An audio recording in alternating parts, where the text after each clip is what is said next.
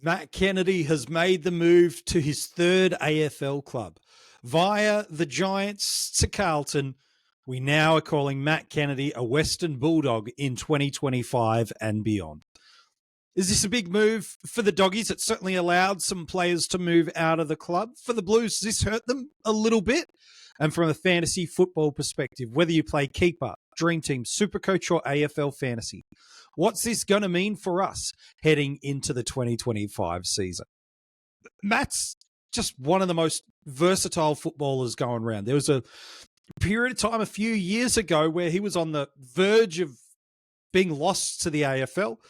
But a credit to himself, he's really invented himself as not just a one-dimensional midfielder, but he's actually got some other strings to his bow. Sometimes that's been arguably his downfall positionally, but he's such a versatile player. Yes, when you throw him inside the midfield, he can win the contested ball. He's got no problems extracting a clearance and using his clean hands to set up his teammates to really spread and create a scoring and a forward 50 entry opportunity. But he's not just an inside mid. He's also got the opportunity to go forward, really nice overhead mark, a reliable-ish shot on goal, and does offer a team the opportunity to float him through a bunch of different positions. It's why we did see him a little bit infrequently this year get some vests, most famously in that final, and other games where he was positioned a bit more forward, other games is a little bit more positioned inside the centre bounce. That's just what Matt is. He's a versatile player that can play in multiple positions across the ground. What does this mean for Carlton? Well, it actually probably hurts them a little bit more than I think they'd like to admit. What Matt has done for them is create a great first man up mentality where the likes of Walsh, Chera, and Hewitt, especially over the last 2 seasons, getting them as a trio consistently on the park alongside a Patrick Cripps hasn't been the easiest thing to do. As a result, it's allowed Matt to move from just that versatile half forward that occasionally gets spurts through the midfield to the moment one of that trio out being injured. Well, they, to a degree, covered with that. Now, Matt's different to Hewitt. He's different to Walsh. He's different, certainly, to Chera from a skill set. But what it does do is it enables them to kind of move a few magnets around and without too much disturbance to that midfield core, they're in relatively good shape. With Matt now out of the side, thankfully Doherty's back from an ACL, but it does, to me, leave them feeling a little bit skinny in that midfield. Yes, the first choice 4 are as good as anybody's first choice 4. Brownlow medalist in Patrick Cripps, an elite runner in Sam Walsh, one of the better stoppers in the game should they require it in George Hewitt, and a really classy user in Adam Chera. It's a nice combination, but there's not a whole lot that sits underneath that. I think the allowance of Kennedy to depart is partially linked to the confidence that at pick 3 in the draft, they reckon they're going to go and land a ready-made midfielder, whether it is the O'Sullivan, who they've been linked to quite heavily, maybe it's a Jagger Smith, even a Sid Draper has been linked to them, and he would certainly be a nice piece for them to land.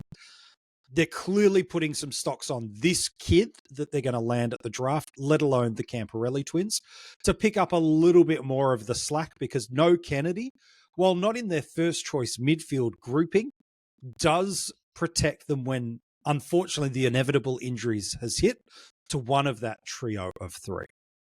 What does it mean for the Bulldogs? Well, Matt left Carlton under the guise of wanting more midfield opportunity.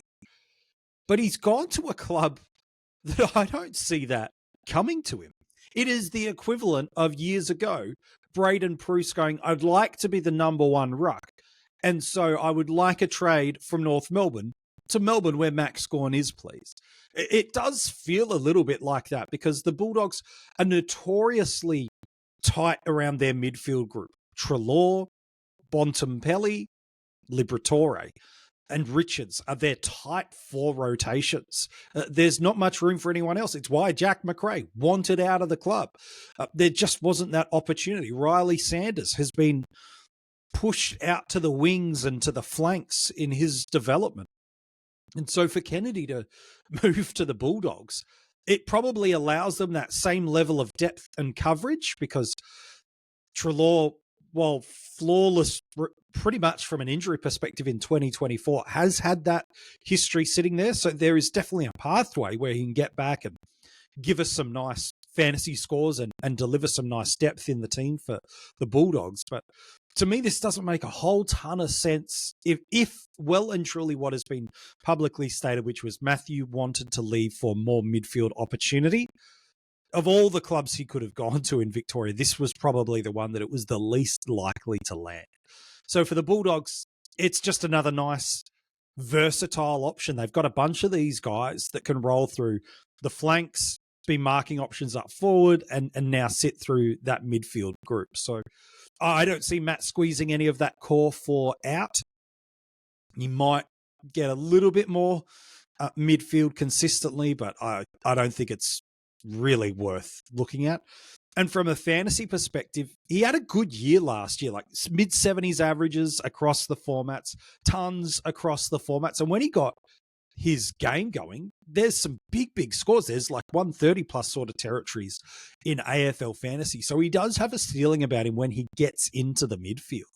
But it's too much based on injuries or suspensions creating that opportunity. And I think at the Bulldogs, it's going to be more of the same, where if injuries and suspensions come, Matt can find himself relevant for us. But without that, he's going to sort of plot around that 60s sort of average. And as a mid forward, that's okay, depending on the depth of your league and the quality of forwards that are available for us.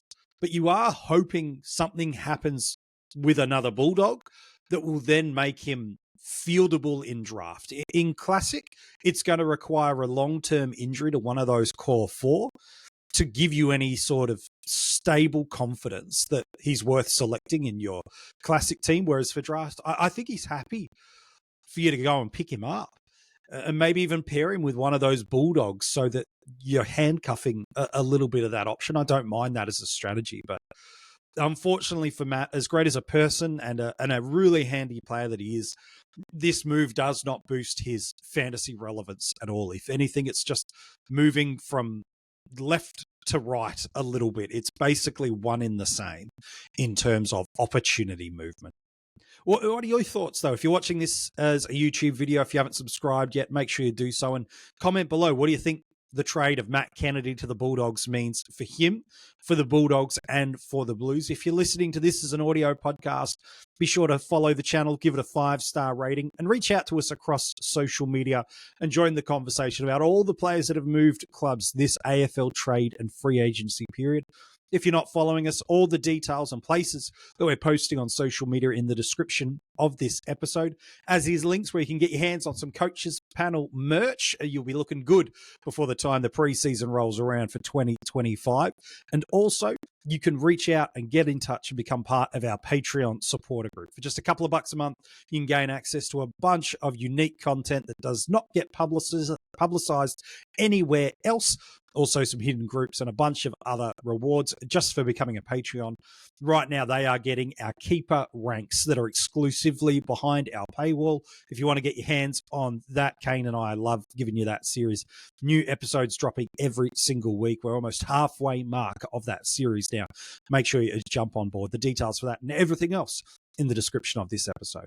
Hey, thanks so much for checking in with us once again. We hope you've enjoyed this series so far, and we can't wait to be back chatting with you about more things in the fantasy footy landscape as we head towards the 2025 season.